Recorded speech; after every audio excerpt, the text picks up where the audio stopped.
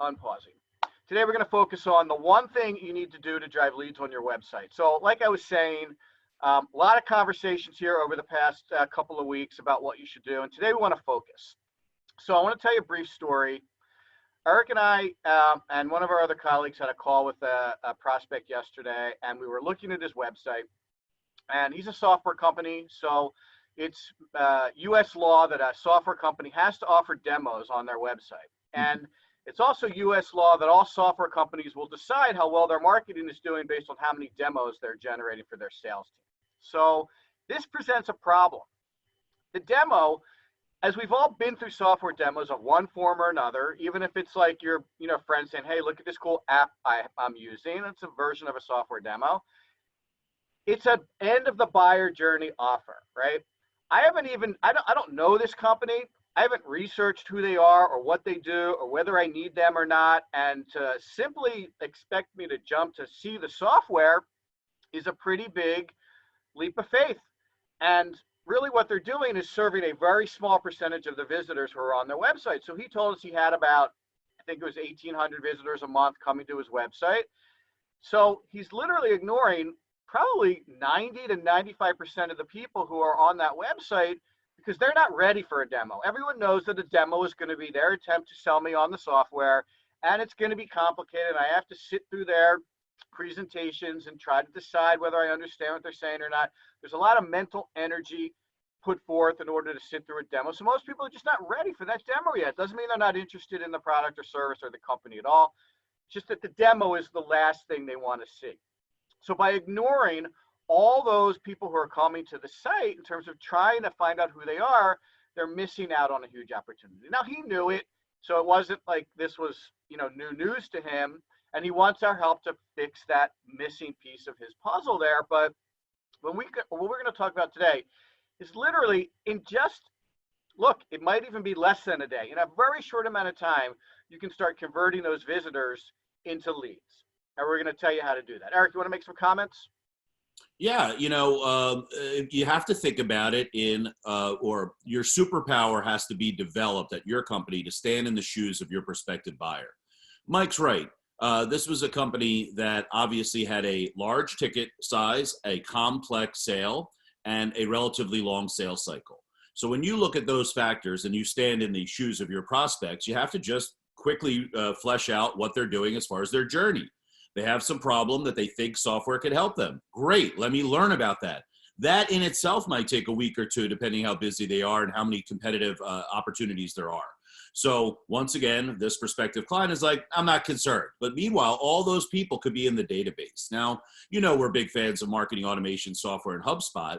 People tend to diminish the impact of nurturing. Well, if I get someone on their first or second time to my website and convert them into my database, which triggers a sophisticated and powerful nurture where I'm kind of building a case why they should look at my software, not the other guys, that's a very, very important tool to kind of moving them through the buyer's journey. But if you don't pay attention to top of the funnel or middle of the funnel or early buyer's journey and middle buyer's journey, then you're just waiting around at the bottom. Now, here's what's interesting. I always classify it this way.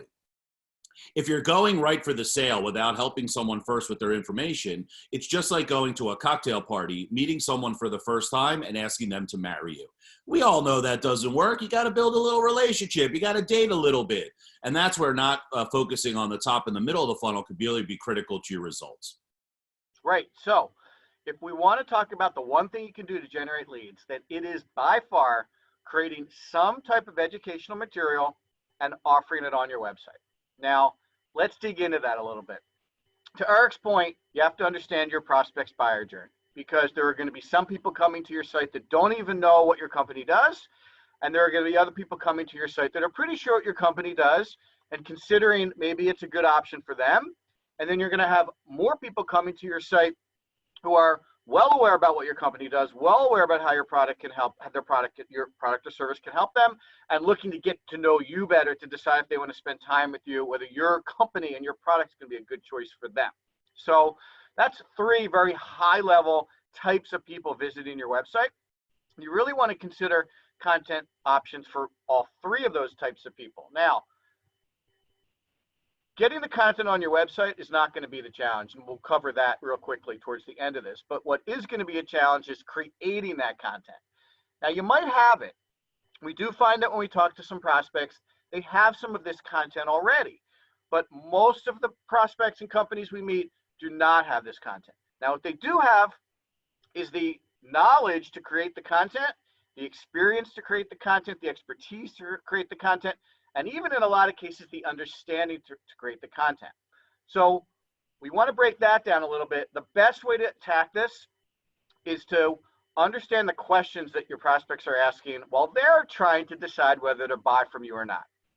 And this is really easy. And you know who has this information more than anybody is usually the sales team, because they are talking to prospects and those prospects are asking them questions. But to Eric's point, you could put yourself in the shoes of your prospects and think, well, if I was just starting out to decide whether I wanted to buy from my own company or not, what would I be concerned about? What would I want to know about? What would I want more information on? And those are generally very easy questions to ask and answer. And then from there, you can go about answering those questions in some form or another. Simplest form, and again, it's about speed, is a checklist. A one-page document that has 8 to 10 items on it that someone should be considering when they have that issue or challenge or that particular question. Write it up. Make sure it looks great. I'm not saying it necessarily needs to be professionally designed, but it needs to read easily, be well written, be clear, have a little intro and a little outro. You have your 10 items. You know, if it had some design elements to it, that would probably make it look a little bit better. But it doesn't even need to be fancily designed. It just needs to be, you know, clear and professional. Mike, I got a good example of that. Got a buddy, and he helps companies that have team members that work remotely by securing their laptops in a remote setting. He put out the 9-point checklist to make sure your remote team members are secure. It was as easy as that. They wrote it up, dolled it up a little bit with some graphics, saved it as a PDF, and posted it to their website with a conversion tool. Because anybody downloading that checklist, once again, standing in the shoes of the prospect, has concerns about the security of their remote team members. Right. Now, if you think about some other offers you may have considered in the past, like, hey, you know, sign up for this and get, you know, enter into a sweepstakes to win a 2-day, 3-night trip to the Bahamas, or sign up here to get an iPad, or, you know, those kinds of things. Like, actually, we don't run into that too frequently anymore, but we did when we started this business. Those are not going to get you good qualified leads. But to Eric's point, anyone who's downloading those tips is interested in what they do, right? Maybe they're not ready to buy, but there's an interest there. And anyone who downloads your educational content to get questions answered has an interest, and that's what we're looking for. So this is where it gets super easy. If you're going to use a tool like HubSpot or SharpSpring or MailChimp or any of these tools that allow you to put pages on your website to capture contact information, the rest of this journey gets incredibly easy, okay? You can literally in an afternoon build a page that summarizes what's in this document with a nice headline, maybe a picture of what that image, what they might be getting, graphic representation of what they might be getting. Typically, we like to do a headline, a little bit of intro copy, sentence or two, so that they know what they're getting into. A couple of bullets that will explain to them what they're going to learn or how this is going to benefit them. So what's in it for them, we like to call that section, and then a very short form. Typically, because these are early stage buyer journey people, you don't want to ask them a ton of questions. Again, this is where clients fall off the turnip truck too. They want to know everything about these people. It's like, oh my God, I got a prospect. I got to know everything about them. No, you only want to ask them what you're going to use, right? You only want to ask for what you need. And really, all you need at this point is an email address. Maybe you want a first and last name too, because that will give you some opportunity to personalize the nurture emails that Eric talked about that come next. But just ask for those 1 to 3 little snippets of information, because at this point, that's all you really need to stay in touch with them. So, quick little page, short little form, put it on your website with a button that says download my tip guide, maybe a little image on that page about what that tip guide is going to look like, again, to give people like a comfort level that this is something that's going to be valuable to them. And before you know it, if the page you put that asset on, we call it a call to action button, CTA, whatever button wherever page you put that button on has decent traffic, I guarantee you will drive leads for your business, right? Now, the question, Mike, is, well, that seems like some work, but what am I going to get from that? So let's give you some hard statistics. Typically, a site-wide conversion rate would be anywhere from 1 to 3%. Let's just use that as our number, okay? So people are like, 1 to 3%, that sounds like nothing. But think about your business. If you have approximately 1,000 visitors to your website a month, which would not be unreasonable for most companies, and you got a 1 to 3% conversion rate, you're talking about 10 to 30 people every single month that are converting into your database. Now, I'm not saying that all of them are qualified, but in there, you have a group of people that might buy in the future and people that might buy today. Your job now is to connect with those people and build a case why they should continue the conversation with you. And that's why that nurture that we referred to earlier is so critical. If you have 10 to 30 people that have indicated interest now going through a 3-week, 5-touch nurture, you're building a case, a little video, a blog post, invite them to an upcoming webinar. And now they're starting to get the whole picture about what it's like to work with your company. Back to our earlier software example or software demo example, software demos are risky. I got to give you all my information. I have to spend an hour with your guy.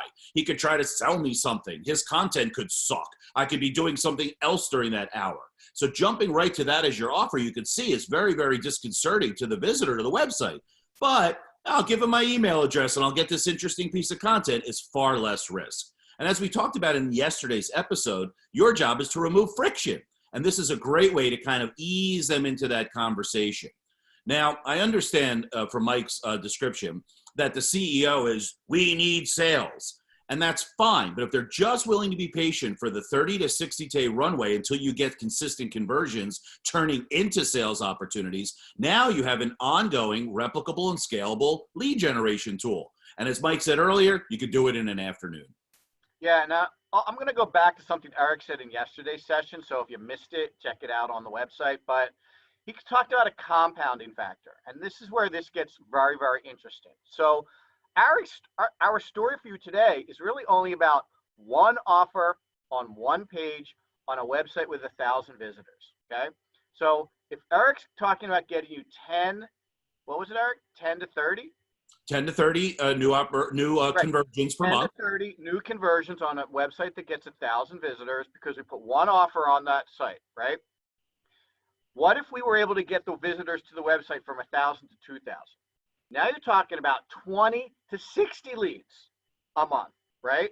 Now, that might seem like a lot going from 1,000 to 2,000, but it's actually not that dramatic an increase if you're paying attention to how people are coming to your site, like getting ranked on Google, like spending more time on social and driving people to the site, doing more general emails, potentially getting some off-site links that drive people back to your website. Those are all great ways to drive up traffic. You could potentially double your leads. Now, hold on a minute because we're going to get crazy here. What if we put another offer on your website? So now you have 2 offers. Now you could potentially go from 20 to 60 to 30 to 70, right? This is how this works. I'm always adding and enhancing and optimizing the marketing I'm doing, and I'm doing it with this construct of data and performance underneath me. So I can see literally what I'm doing and how it's working. You know, this is what we do for our clients. We kind of look at their big picture and put all of the pieces, all of the mechanics together to really drive a lead generation machine or a revenue generation machine, because all the mechanics and all the pieces are in there. Now, a lot of our clients have, 20 offers on their websites, and we're constantly putting things up for them, and they have many more visitors to their website. But you can do this at any level. We've seen it work at any level. There's really no level or no company where this won't work for. It's just a function of how far behind are you? Are you starting at zero, or do you have some assets to work with already, like visitors to your website? So anybody can do this, and it's not a heavy lift by any stretch of the imagination. If you put a new content offer on your website once a month, just once a month, and again, like yesterday I said, I can absolutely guarantee you will get more leads every single month, because people now start to come back to your website. Oh, like that tip guide that I got, last month, that was kind of interesting. Like, let me go back to them. Maybe they have some other information that I might have missed. Oh, look, a white paper. Oh, I'm going to get that also. Oh, hey, John, like I was just on this company's website and they had a really cool white paper. You should check it out too. Like, here's the link. Like, this kind of stuff is viral. And it's not about getting 10,000 people to say they liked your TikTok video. This is a real business oriented way to grow your company in a very organized and managed way. Yeah. So, when we always counsel clients, we talk about strategy before tactics. Here's the strategy. It's very simple, right? Stand in the shoes of your prospective clients, understand what pains and problems they have, create a small, very brief piece of content, post it to your website, put a little gate on it if you'd like. That gate would convert to a nurture campaign, and then sales opportunities fall out the bottom. Do that once a month for the next 12 months. You have yourself a pretty robust lead generation program without spending any money on advertising. Let me give you some conversation I had yesterday where I was doing a virtual speaking engagement. The person said, I'm a 50-person accounting firm and I have all these smart people. I don't know how to create content. I ask my accountants to create blog posts and white papers all the time and they just don't do it. Well, those accountants have accounting degrees. They don't have English degrees. They're passionate about numbers and figuring out problems, not creating content. So I recommended to this person that he get involved with a copywriter, whether part-time or contracted or full-time in their marketing department, because this is the essence of what people want, especially during this pandemic where people are in their homes and using more digital tools to find out the information they need to move forward. So he says to me, what do you mean a copywriter? We're an accounting firm. Well, I said, yes, that's exactly what I'm recommending. Because a copywriter will help you create these kinds of ongoing offers. And also when they're not creating those white papers and ebooks and tip sheets that Mike referred to, they're doing the slides on your webinar that's coming up. They're storyboarding your new video that's coming up. And they're creating this content, which is the fuel for a good inbound marketing program. By the way, if you're not producing content, your competitors are, and your prospects are listening and exploring with them and not with you. And this is the time where maybe we have a little extra time in our hands, or maybe we have some flexibility because we're not commuting to work, to reinvest those hours that we're saving into something that'll drive your business on the horizon when we come out of this. Because, we often talk about how advertising is like renting an apartment. Every month I pay my rent and it goes nowhere to building my equity. But when I buy a house, I'm investing in my home, and every month those payments are going to building equity. If you could come up with a library of offers, as Mike described, you're building an asset that will live with your company forever. We've been doing business for 18 years. In year 1 or 2, I've recorded videos that live on and now have 20, 30, 40,000 views that direct people to our website simply from some work that I did 17 years ago. So this is the opportunity. This is the inflection point where now we can stop and breathe, look at our strategy, rejigger it perhaps because we have some new messaging for COVID-19 situations, and create that content that will live on forever. Don't look at this as a disappointment. Look at this as a huge opportunity to excel, to put your foot on the accelerator and grow your lead base. That's really great advice, Eric. And I mean, I can tell you, when I think back when we got started, we had 400 visitors to our website. We were a marketing company who had, back in, this is probably 2008, had 400 visitors to our website. Now, we'd only been in business for 5 years, and we were still Facebook wasn't a company yet, just to tell you how long ago that was. But over that period of time, we now have well over 30,000 visitors to our website. And there are some agencies that have used this exact tactic, 100 to 200,000 visits to their website. And companies like HubSpot drive 1 million visitors to their website with this tactic. So it's not a crazy idea what we're talking about. And back to those accountants, Eric, I guarantee if I sat down with one of those accountants and said, tell me about the changes to the tax code, they could talk about it for a half an hour. I wouldn't know what they're talking about, but they could talk to me about it for a half an hour. And with a little recording device and a copywriter sitting next to me, we could easily turn that into probably a series of content articles for that particular accounting company. So there are a lot of ways to turn your expertise and knowledge into content. You're right, because it's a perfect example of a pivot too, because those accountants were talking about tax minimization. Now they're talking about, let me help you, educate you on the CARES Act and the PPP loans, right? So there's an opportunity, create that content, immediately post it. And obviously people are searching for that. So you probably get some good traction on the website, which would introduce you to new potential clients down the road. And by the way, Mike, you're right. For an accountant to take half an hour and download 3 things you should be doing during the, or managing your PPP loan is content people would love. Yeah. So you guys know now what's the one thing you can do to drive leads to your website. I hope you leave our meeting today and start working on it today, because I promise you, you'll have leads coming in by next week. Thanks so much. We'll be back tomorrow for our last show. You guys have a nice day. Stay safe, and we'll talk to you then. Bye-bye.